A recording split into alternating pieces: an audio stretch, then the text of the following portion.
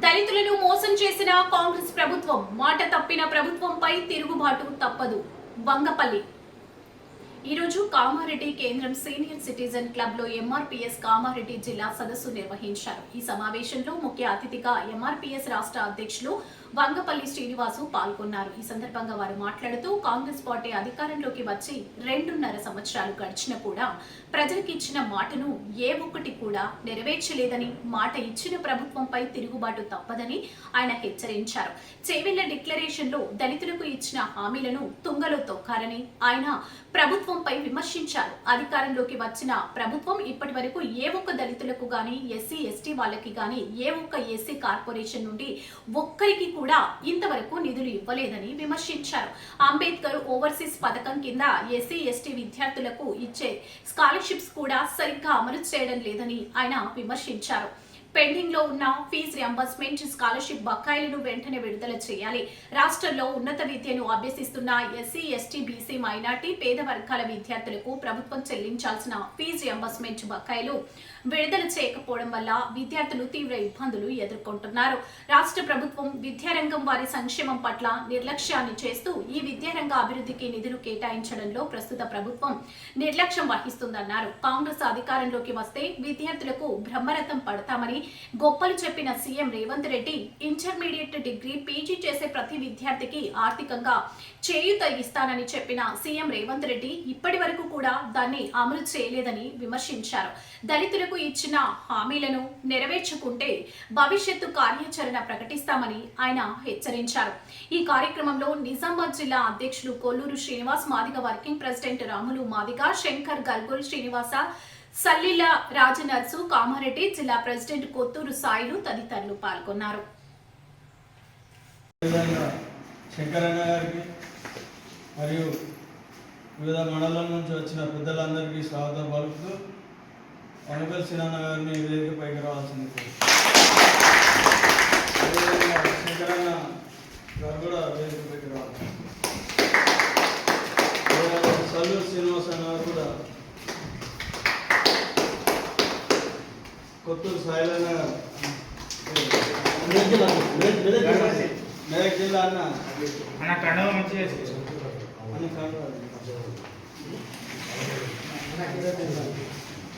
అన్న టేబుల్ తీసేసుకొని చిన్న టేబుల్ హైట్ ఎక్కువ మొక్కలు కనిపిస్తుంది. మొక్కలు ఫ్యాన్ బంద్ చేయాలన్న. ఆ ఫ్యాన్లు బంద్ చేయాలి అన్న. మాట్లాడేవాళ్ళు ఎవరు అన్న? మాదిగలు అభివృద్ధి చెందాలన్నా, బాగుపడాలన్నా, అన్ని రంగంలో ముందు వరుసలు ఉండాలన్నా రాజకీయం ద్వారానే మాదిగలు అభివృద్ధి చెందాలని ఈ సందర్భంగా మేము గుర్తు చేస్తున్నాం. రాజకీయాల్లో భాగస్వామ్యం లేని జాతులు ఏవైతే ఉన్నాయో అవి అభివృద్ధి చెందక కనుమరుగైన చరిత్ర మన కళ్ళ ముంగట అవపడుతుంది. మహనీయులు చెప్పినారు, అది మనం చెప్పడం కాదు. అందుకోసమే మాదిగలు అభివృద్ధి చెందాలంటే రాజకీయంలో భాగస్వామ్యం కావాలి. రాజకీయ ద్వారానే మాదిగలు విముక్తి చెందుతుంది అనేది ఈ సందర్భంగా మేము గుర్తు చేస్తున్నాం. ఇలా కేసీఆర్ 14 ఏళ్ళు ఉద్యమం చేసినాడు, ముఖ్యమంత్రి అయిన చరిత్ర మన కళ్ళ ముంగట అవపడుతుంది. వాళ్ళ పర్సంటేజ్ ఏందో ఈ రాష్ట్రంలో 0.3. వాళ్ళ మంత్రులు ఎంతమంది ఉన్నారు? ఎమ్మెల్యే నుంచి మంత్రులు దాదాపు 10 మెంబర్స్ ఉన్నారు. అలా పర్సంటేజ్ ఎంత? 0.3. మరి మా ఈ రాష్ట్రంలో 70 లక్షలకు పైగా మాదిగలు ఉన్నాం. మరి అన్ని రంగాలు, ఆర్థికంగా కానీ రాజకీయంలో అన్ని రంగాలు వెనుకబడి ఉన్నాం. అందుకోసమే మా ఓట్లు మేము వేసుకునే దిశగా ఆ ప్రయత్నం మేము ప్రయత్నం చేయాలని, మా జాతికి మేము మేలుకొల్పే దిశగా మేము ముందుకు తీసుకువెళ్తున్నాం మరో ఉద్యమాన్ని. గతంలో ఎంఆర్పిఎస్ పేరుతోటి 30 ఏళ్ళు ఉద్యమం జరిగింది. ఏదైతే మా హక్కులు ఉన్నాయో, మా హక్కులు అన్నదమ్ముల మధ్యలో ఏదైతే పంపిణీందో మా హక్కులు సాధించుకున్నాం. అక్కడితోటి మా కథ మూసింది. మలిదేశ ఉద్యమంలో రాజకీయంలో భాగస్వాములు కావాలని కోరుతున్నాం. ఉదాహరణకు హైదరాబాద్లో చూడండి, ఎంఐఎం పార్టీ 6 మంది ఎమ్మెల్యేలు ఉన్నారు.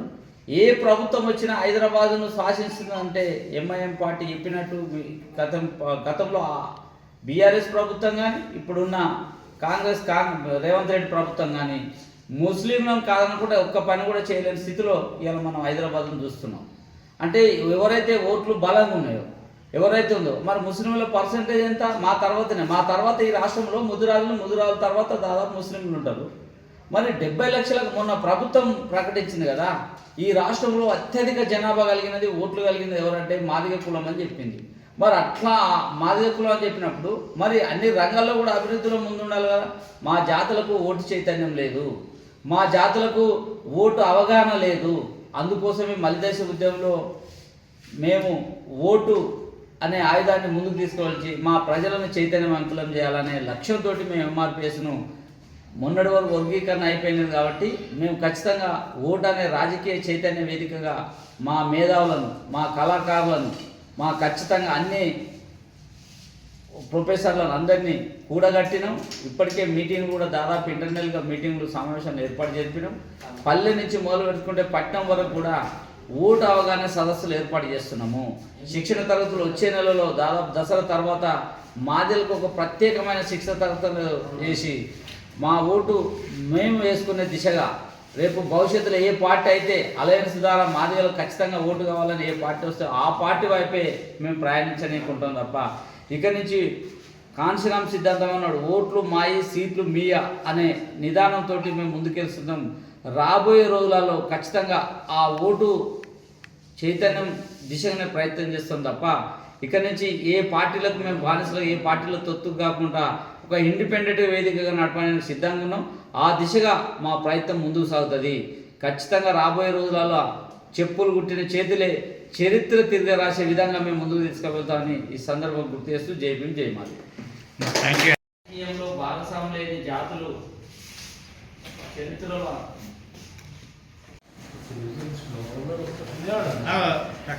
ఏమంటే ఆట చేసేదంటే ఐక్యం మీకు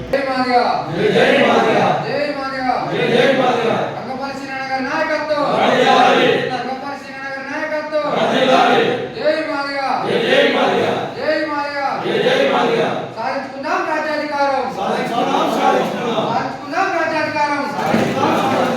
రంగపాల శ్రీనగర్ నాయకత్వం, రంగపాల శ్రీనగర్ నాయకత్వం. జై మాదిగా, వర్ధిల్లాలి ఎస్సీ ఎస్టీ బీసీ మైనారిటీ ఐక్యత. ఎంఆర్పిఎస్ రాష్ట్ర కార్యదర్శిగా ఇప్పుడు పనిచేస్తున్నాను. ఈ ఉద్యమం వల్ల అన్న గారి నాయకత్వంలో ఇదే కామారెడ్డి జిల్లా మీదుగా ఏబిసిడి వర్గీకరణ ముందు సైకిల్ యాత్ర చేసి మా దళిత జాతిని కూడగట్టిన గొప్ప నాయకుడు అన్న వంగపల్లి సీనన్న. అంతేకాకుండా ఉస్మానియా గాంధీ భవన్లో అప్పుడు తగలబడి ఉన్నప్పుడు కూడా అన్న కీలక పాత్ర పోషించిండు మా ఎస్సీ వర్గీకరణ గురించి. అందులో భాగంగా ఈరోజు జిల్లా కమిటీ వేయడానికి అన్న ముఖ్య అతిథిగా వచ్చినందుకు అన్నగారికి ధన్యవాదాలు. ఇప్పుడు వర్గీకరణ అయింది, మళ్ళీ దిశ దశ అయితే తెలుసుకోవడానికి కూడా అన్న మునుముందు హైదరాబాద్లో జరిగే కార్యక్రమంలో ప్రకటిస్తారు కాబట్టి దాన్ని మనసులో పెట్టుకొని అన్నగారు ఏదైతే చెప్తారో దాన్ని అనుగుణంగా మేము పాటిస్తామని తెలియజేస్తున్నాం. జై భీమ్ జై మాది.